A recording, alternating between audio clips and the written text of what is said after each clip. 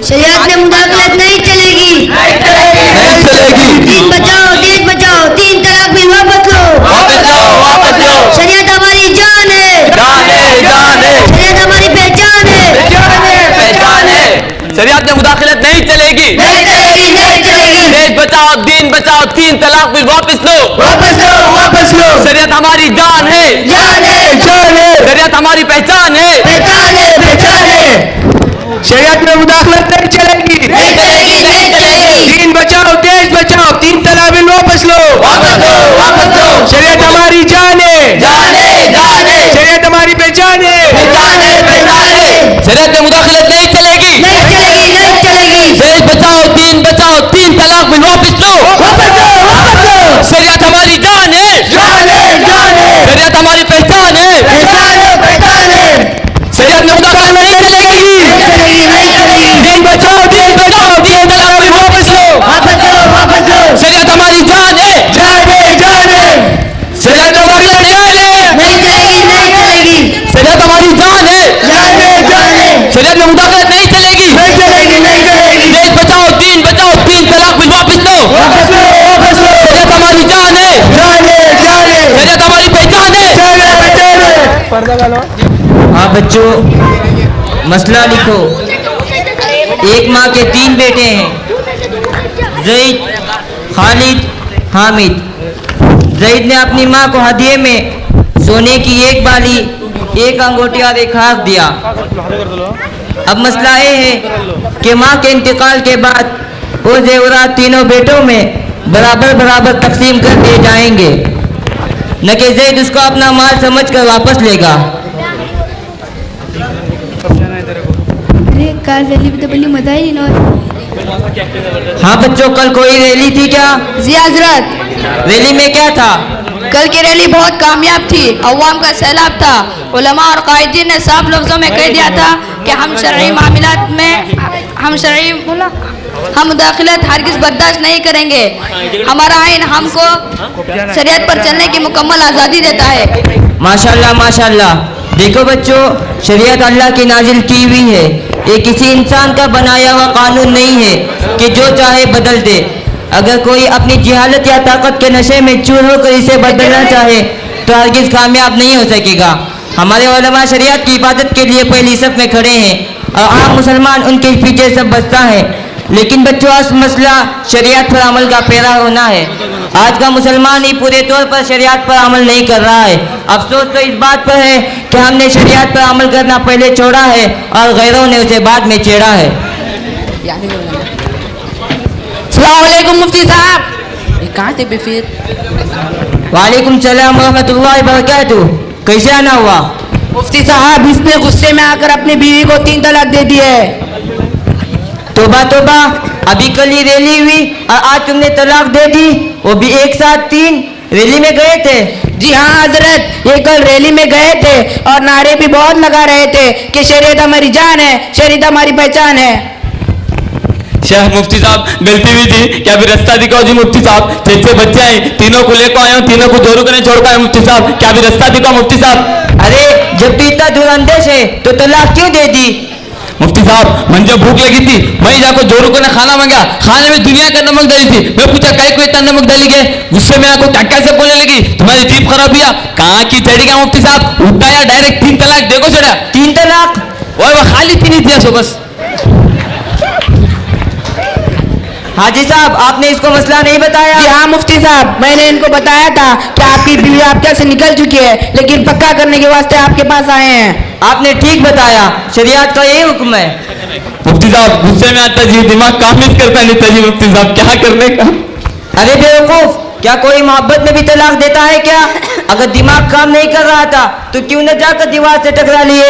सुनो, तुमने अपनी बीवी को तलाक मुगल्लज़ा दे दी है, अब वो तुम्हारी नहीं रही। अभी फिर किसकी भी उन्हें? ए अल्लाह, उम्मत कहाँ से कहाँ पहुँच गई। जहालत कितनी आम हो गई। अब तो कोई ऐसा आदमी देखने को नहीं मिलता जो शरीय तरीके पर तलाक दे। जिसको देखो 3 तलाक। शरीयत का मजाक बना रखा है।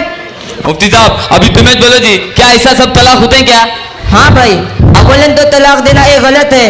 इसको अबगजुल हलाल इल्लल्लाह कहा गया है, यानी अल्लाह को सबसे नापसंदीदा अमल तलाक है। दूसरे अगर बहुत मजबूरी में खुदा न खासा इसकी नौबत आ जाए तो सबसे बेहतर तरीका ये है कि उसे एक तलाक पर इक्तिफा किया जाए ताकि दोबारा लौटाने की गुंजाइश बाकी रहे। अगर तुमने एक तलाक दिया होता तो कोई मुश्किल नहीं थी, तुमने तो 3 तलाक देकर पूरा सत्यानाश कर दिया। अब तीर कमान से भी निकल चुका है, अब कुछ नहीं हो सकता। चल बेट, टेंशन मत ले, मुफ्ती को छोड़, दूसरे मुफ्ती को पकड़ेंगे। चल चल चल चल। हाजी साहब, तुम्हें एक काम करना पड़ेगा। देखो, मेरे जोरू बच्चा की जिंदगी का मसला है, उनकी जिंदगी बहुत खतरे में है। अभी तुमने एक काम करना, मुफ्ती साहब को झूठ बोलना, मेरा 21 तलाक हुए मुल्को। क्या बोला तू?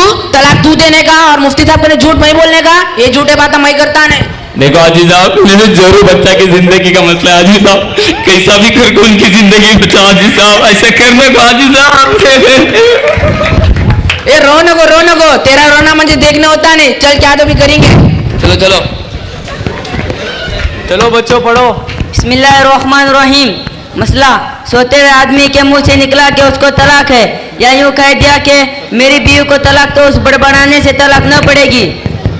मसला, किसी ने जबरदस्ती किसी से तलाक दिलवा दी, बहुत मारा कूटा, धमकाया कि तलाक दे दे वरना। अस्सलाम वालेकुम मुफ्ती साहब। वालेकुम अस्सलाम व रहमतुल्लाहि व बरकातुहू। कहिए क्या बात है? मुफ्ती साहब, इसने अपनी बीवी को 1 तलाक दे दी है, बेचारा बहुत टेंशन में होता है। मुफ्ती साहब, इसके 6 बच्चे हैं, इसका मसला हल कीजिए। मसला पूछने का वक्त 10 से 12 बजे के दरमियान का है, पीछे तख्ती पर लिखा है, और इस वक्त शाम के 4:30 बज रहे हैं और हम बच्चों को पढ़ा रहे हैं। आज चले जाइए, कल 10 से 12 बजे के दरमियान आइए, हम आपको मसला बता देंगे। चलो बच्चों पढ़ो। बिस्मिल्लाहिर्रहमानिर्रहीम। मसला, किसी ने शराब वगैरह। मुफ्ती साहब, यो क्या, तो हमने दूसरा काम नहीं किया? तो बोलती 10 से 12 बज जाओ, 11 से 10 बज जाओ, रिक्शे का भाड़ा देखो तो दूर से आना, क्या हमने दूसरा काम नहीं किया? अच्छा जी, आपका वक्त बहुत कीमती, हम मौलवी तो बेहैसियत बेकीमत। भाई नाराज ना होना, हम भी इंसान हैं, हमारे भी अपने तकादे हैं और हमारे अपने सारे मशागिल की अपनी जगह हैसियत और कीमत है। ये जो तलबा सामने बैठे हैं, ये मुल्क के कोने कोने से इनके हुसूल के लिए हमारे पास आए हैं। इनको पढ़ाना, इनकी इल्मी प्यास बुझाना, ये सिर्फ कार्य सवाब ही नहीं, ये बल्कि हमारी जिम्मेदारी भी है। इसीलिए हर चीज़ का वक्त अलग बता दिया गया है ताकि किसी की हक तलफी ना हो। मगर लोग हैं कि समझते ही नहीं।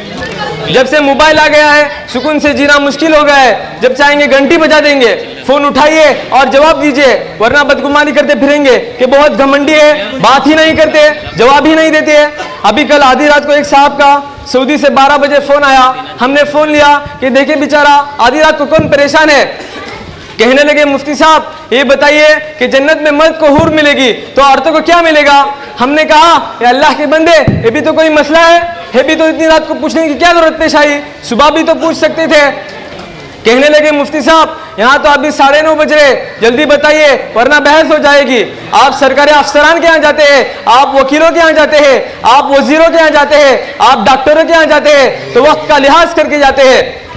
और हम मौलवी मुफ्तियों के यहाँ चाहते हैं कि 24 घंटे फ्री रहे।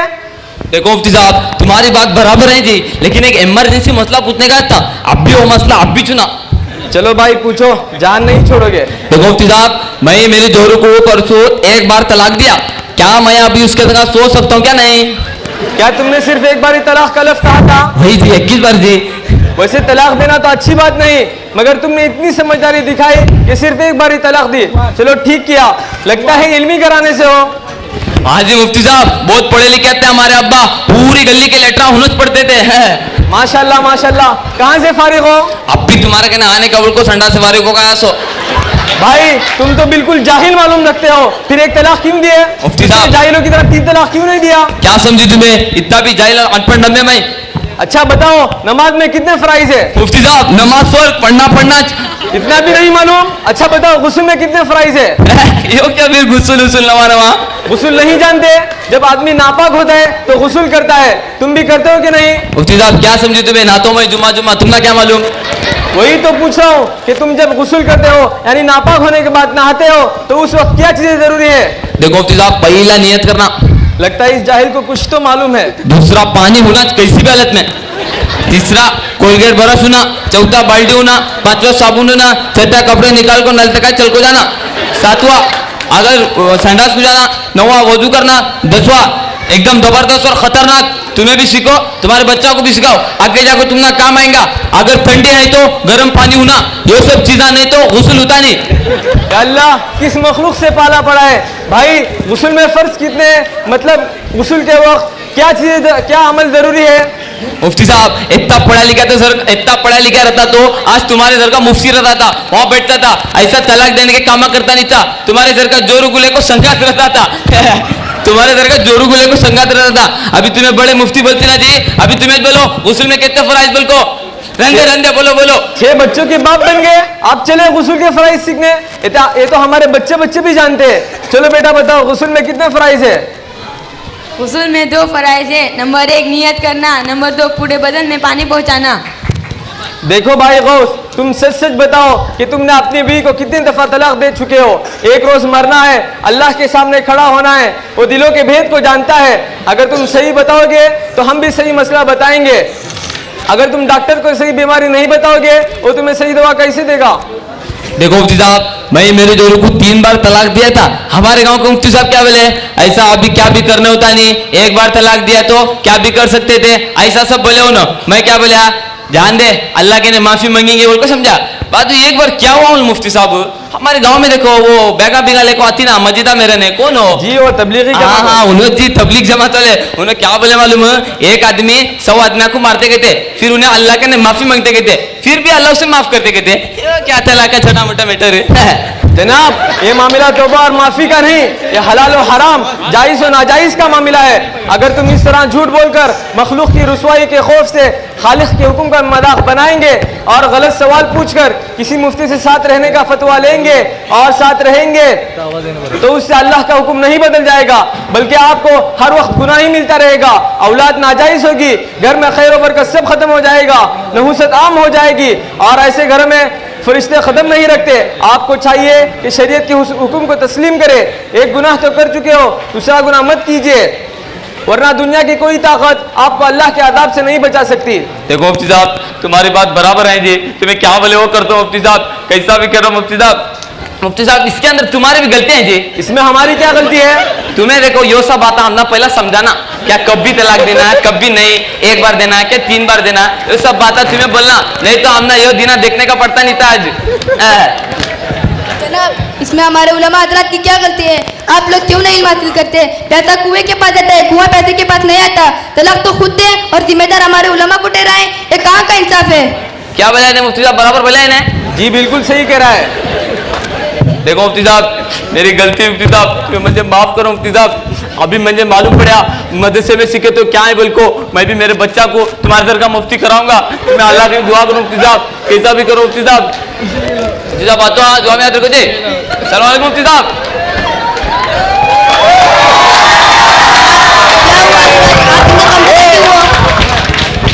इस आदमी की यह हालत ने, उसके एक जुमले ने मेरे दिल को छलनी कर दिया है। ऐसे ना जाने कितने बेचारे होंगे जो सिर्फ जहालत की वजह से अपनी जिंदगियां बर्बाद कर डालते हैं, और अपने अहलो अयाल की भी। मेरी समझ में कुछ नहीं आ रहा है। मेरा दिल चाहता है कि मैं अपने उस्ताद मोहतरम से राबिता करके इस सिलसिले में राय लूँ। जी हजरत, हमें भी बताइए, हम भी अमल करेंगे।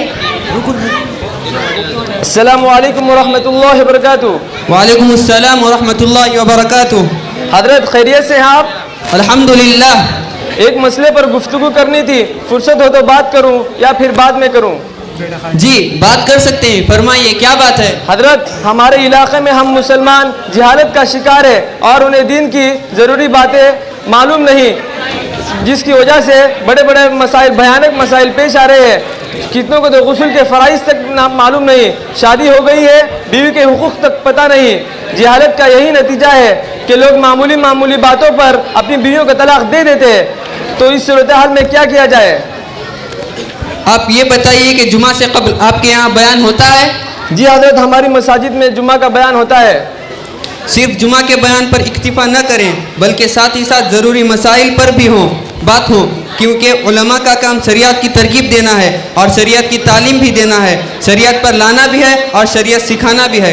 इससे लोगों को बहुत सी बातें मालूम होंगी। दूसरी बात यह है, जिन मसाजिद में उलमा मौजूद हों वो किसी नमाज के बाद कुरान की तफसीर कर दिया करें, या कम अज़ कम उर्दू की तफसीर ही पढ़ दिया करें। इससे जहालत ख़त्म हो जाएगी। और हर मस्जिद में शबीना मकतब कायम किया जाए। और ज़रा ये बताइए कि आपके इलाके में मुस्लिम बच्चे कहाँ तालीम हासिल करते हैं?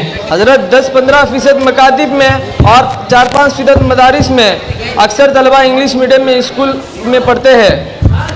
हाँ, तो सुनिए, ये जो अक्सर बच्चे मॉडर्न तालीमी इदारों में जा रहे हैं, उनके लिए आप उलमा की ये जिम्मेदारी है कि आप हजरात खुद अपने इलाके में अपनी निगरानी में इंग्लिश मीडियम स्कूल कायम करें, जिनमें आरी असरी तालीम के साथ साथ तलबा को कुरान करीम, दिनियात और उर्दू ज़बान की भी तालीम दी जाए, वरना अभी तो कम नुकसान हुआ है, आइंदा नाकाबिल तलाफी हो जाएगा। जी हजरत, आपकी नसीहतों पर अमल करेंगे और आपका पैगाम दूसरों तक पहुंचाएंगे। इंशाअल्लाह हम उलमा की कमेटी बनाकर दीनी और असरी निसाब पर मुश्तमिल इंग्लिश मीडियम स्कूल के सिलसिले में अनकरीब को ही लाहिया अमल बनाएंगे और इसको जल्द अज जल्द अमली जामा बनाएंगे। ठीक है हजरत, जज़ाकुमुल्लाहु खैरा। दुआओं की दरख्वास्त। अस्सलामु अलैकुम व रहमतुल्लाहि व बरकातुहू। वालेकुम अस्सलाम व रहमतुल्लाहि व बरकातुहू।